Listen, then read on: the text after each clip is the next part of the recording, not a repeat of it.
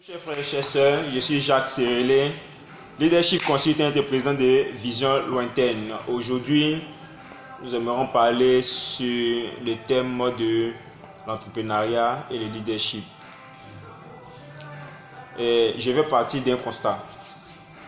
C'est qu'aujourd'hui, beaucoup de nos jeunes frères et de nos jeunes sœurs veulent véritablement avoir l'argent. C'est vrai. Et lorsque tu veux avoir l'argent, on ne se focalise pas sur les choses de l'État pour être riche. En réalité, un instituteur ne devient pas riche. Un professeur d'université, un homme politique, un caméraman, un docteur, militaire ne devient pas riche. L'historien ivoirien Laurent Gbagbo, qui était l'ex-président de la Côte d'Ivoire, disait que pour être riche, il faut faire des affaires. Pour être riche, il faut faire des affaires.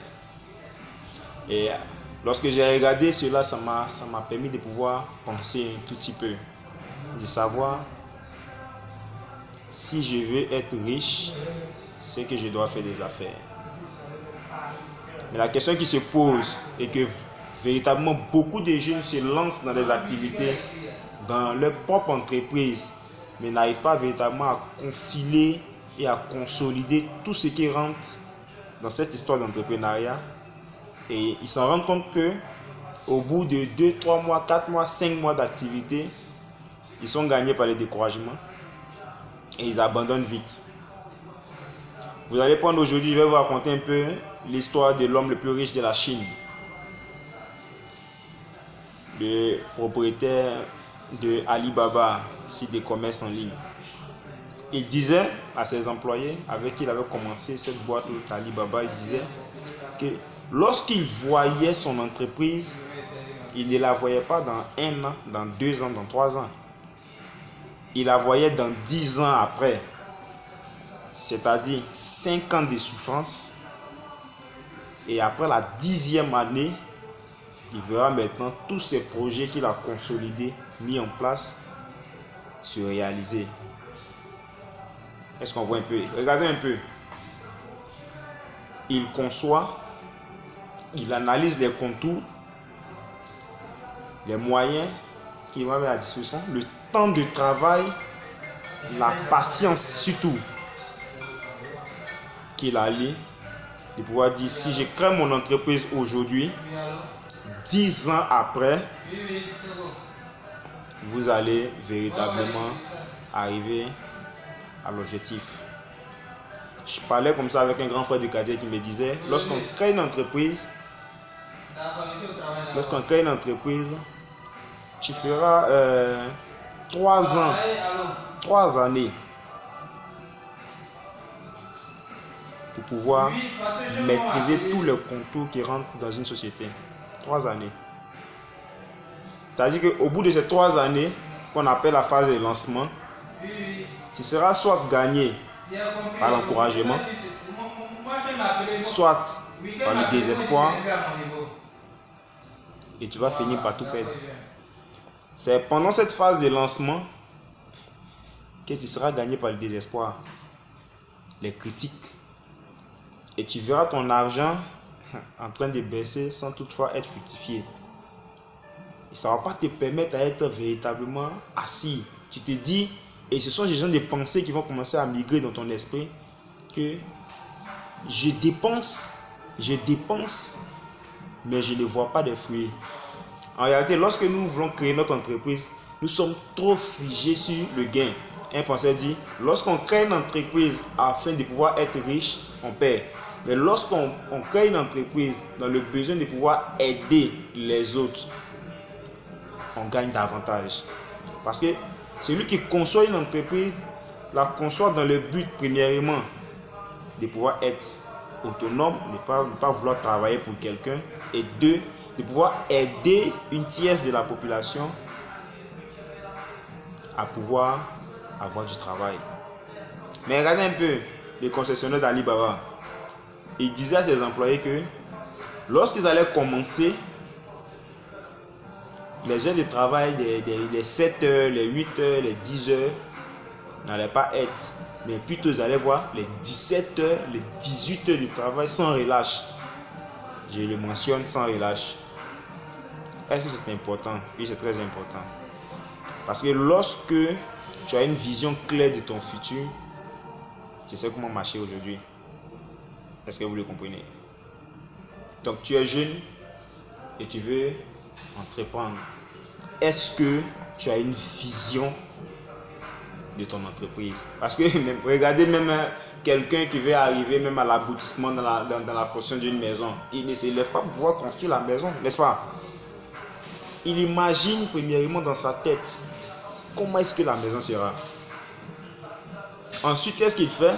Lorsqu'il est d'accord avec la manière dont la maison sera dans sa tête, il commence à la transcrire sur du papier. Et lorsqu'il a transcrit dans du papier, il cherche des professionnels dans le domaine, des architectes en construction, afin de pouvoir leur montrer le plan que lui, il a imaginé. Et ensuite, ces personnes, qu'est-ce qu'ils vont faire? Ils vont essayer de pouvoir corriger ce qui va et ce qui ne va pas. Et lorsqu'ils sont d'accord, on appelle maintenant le maçon. Ensuite, les manuels, on arrive à l'exécution. Lorsque la maison finit d'être exécutée, et lorsque le propriétaire de la maison vient et regarde sa maison, il s'en rend compte véritablement que ce qu'il a imaginé dès le premier instant a fini par se réaliser, mais imaginez au bout de combien d'années. Donc, tu veux créer ton entreprise, tu veux évoluer dans l'entrepreneuriat, comment est-ce que toi-même tu comptes et comment est-ce que tu vois l'entreprise? Je ne te dirai pas l'année prochaine ou dans 3 ans, mais après 10 ans. Est-ce que tu as la patience nécessaire? Est-ce que tu es prêt à dépenser? Un penseur français disait, celui qui investit gagne beaucoup. C'est-à-dire que lorsque tu investis dans ton entreprise les yeux fermés, au bout de quelques années, tu vas retrouver cet argent que tu as perdu. Mais lorsque tu investis dans le but immédiat de pouvoir gagner, c'est en réalité en ce moment que tu finiras par perdre. N'est-ce pas? Et nous avons beaucoup d'exemples autour de nous. Demandez à toutes ces personnes-là qui ont créé leur entreprise, mais ils vous diront véritablement que ce n'est pas quelque chose qu'ils ont conçu en un seul jour. Ils ont pensé, ils ont consolidé les pour et les contre. Ils ont vu devant, ils ont vu derrière. Ils étaient prêts à investir leur argent au risque de pouvoir perdre. Et lorsqu'ils ont allié foi, patience et détermination, ils sont arrivés à pouvoir atteindre l'objectif qu'ils se sont fixés dès le premier jour. C'est vrai, tu auras même à associer certains amis, mais en cours de route, qui vont te lâcher. En ce moment, si tu perds et que tu arrêtes, tu as tout perdu. On dira que tu n'es pas un homme, tu n'es pas fait pour l'entrepreneuriat. Mais je me dis dans la vie que il n'y a pas d'échec, il n'y a que des expériences. Mais dans la vie, il faut oser. Pour avoir de l'expérience, il faut oser. On ne s'assoit pas à la maison et puis dit que j'ai l'expérience de la vie. Non, tu oses devant une situation. Lorsque ça ne va pas, tu n'as pas échoué. Mais en réalité, tu as acquis une expérience. Thomas Edison, le concepteur et créateur de l'électricité, mais le nombre de fois qu'il a échoué était trop. Mais il disait qu'à chaque fois qu'il échouait, il apprenait quelque chose. Jusqu'à ce qu'il arrivait à faire quoi? À concevoir une ampoule électrique. Et aujourd'hui, regardez dans le monde entier combien de pays utilisent l'ampoule électrique, s'il vous plaît. Ouais, un peu. Mais il n'est qu'allé à l'école pendant 3 mois. Mais il ne finit jamais dans la misère. C'est toujours un peu. L'APC, l'Agence nationale, quelque chose française, a déterminé que les chefs d'entreprise étaient moins diplômés que les employés de l'entreprise. Pourquoi? Pour toutes ces personnes-là qui sont véritablement focalisées par le désespoir et veulent rentrer dans la fonction publique, mais veulent être riches, il faut comprendre que lorsqu'on rentre dans une institution de l'État, on le rentre parce qu'on veut servir. On rentre à l'intérieur parce que nous voulons servir. Ce que nous avons reçu, nous voulons le rendre. Comme le dit un passage de la Bible, nous recevons gratuitement et nous donnons gratuitement. Mais qu'est-ce que l'État fait? Pour t'encourager à toujours donner d'avance ce que tu as en connaissance, l'État te donne de l'argent juste pour manger pendant 30 jours. Et après les 30 jours, on te donne encore. Tu n'as pas le temps d'économiser. Tu n'as pas le temps de créer, de réaliser. Et tu es gagné par les dettes. Je n'accuse pas certains fonctionnaires de l'État pour ne pas indexer.